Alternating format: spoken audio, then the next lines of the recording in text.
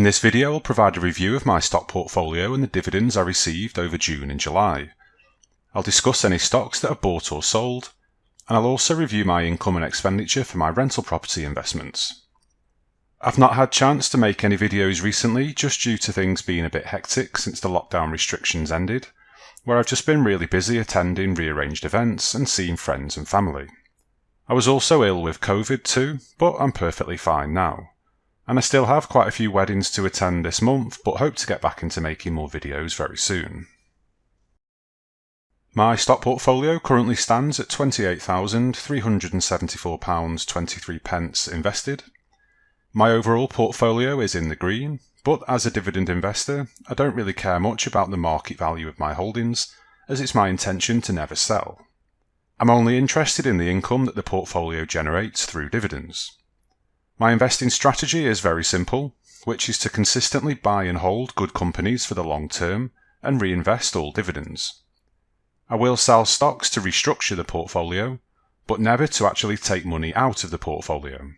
I do have a video explaining my investing approach in full if you're interested. So these are my top 10 positions in my portfolio by market value. You can see that my 4 ETFs dominate the list, and I hope to hit 10% for each ETF in the future, which will bring me to my goal of 40% of the portfolio being in ETFs. This is just to diversify away some of the risk of dividend cuts in the portfolio.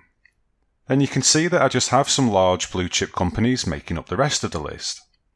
The app that I'm using here is Trading 212, and if you're interested in starting a portfolio with them, I do have a link in the description where you can use my code and we'll both get a free share worth up to £100, $100 or €100.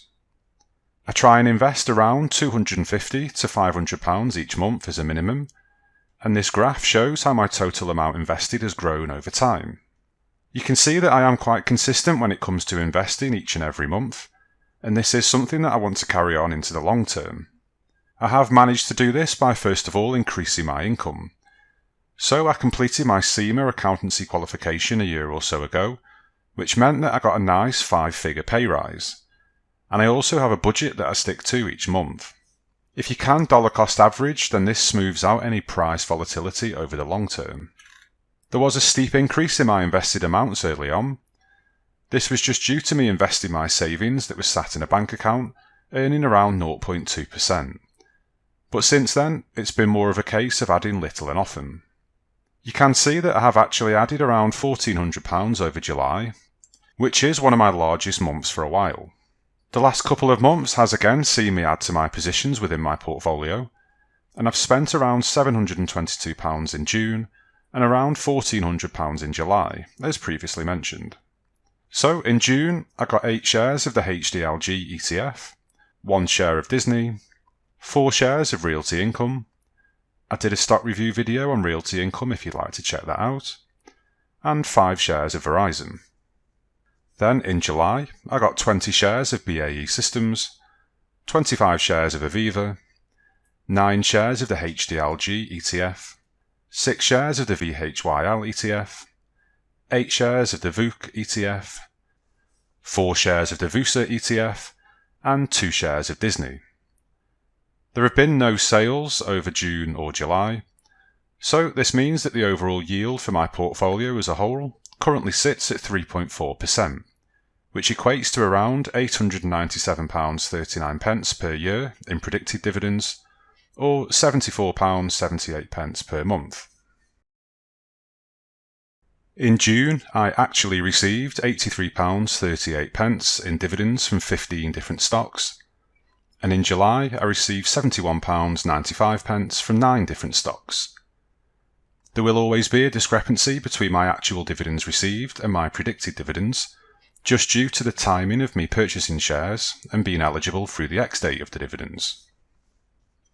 In June I received £5.35 from 3M, £15.59 from BAE Systems, £2.10 from the Bank of America, £4.42 from BP, £4.15 from Enbridge, £5.74 from ExxonMobil, £18.91 from the HDLG ETF, £2.55 from Johnson & Johnson, £6.28 from McDonald's, £4.24 from Pfizer, £2.72 from Realty Income, £2.21 from Royal Dutch Shell, £5.94 from Unilever, £2.46 from Waste Management, and 72p from Wells Fargo. In July, I got £8.22 from Coca-Cola, £5.26 from Federal Realty, £3.12 from Franklin Resources, £8.55 from GlaxoSmithKline, £6.60 from PepsiCo, £3.36 from Realty Income, £15.49 from VHYL ETF, £16.45 from the VOOC ETF, and £4.90 from the VUSA ETF. You can see from the graph that both June and July's numbers this year increased from June and July last year, which is really encouraging for me, and I am especially pleased with the progress. My ultimate aim is to eventually earn £100 per month consistently, and I think that would really help to kickstart the compounding effect. At the current yield, I would need around £35,294 to hit this, so would need to invest around another £7,000. As always, all dividends stay in the portfolio and are reinvested into purchasing more shares.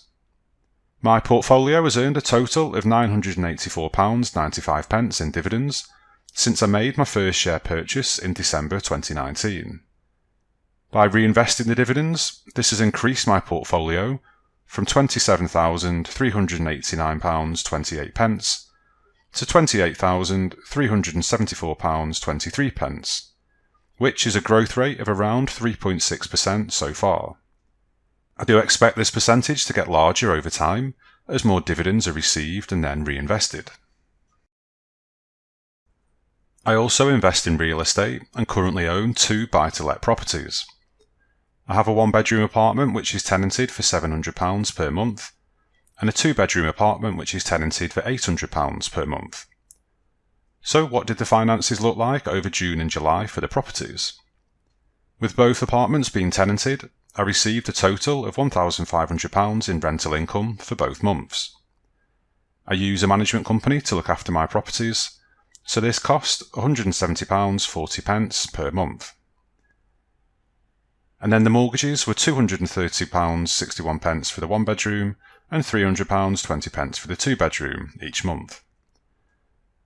I'm also happy to say that I've not had any repairs and maintenance outgoings over June and July, which isn't always the case if you're a regular viewer to the channel.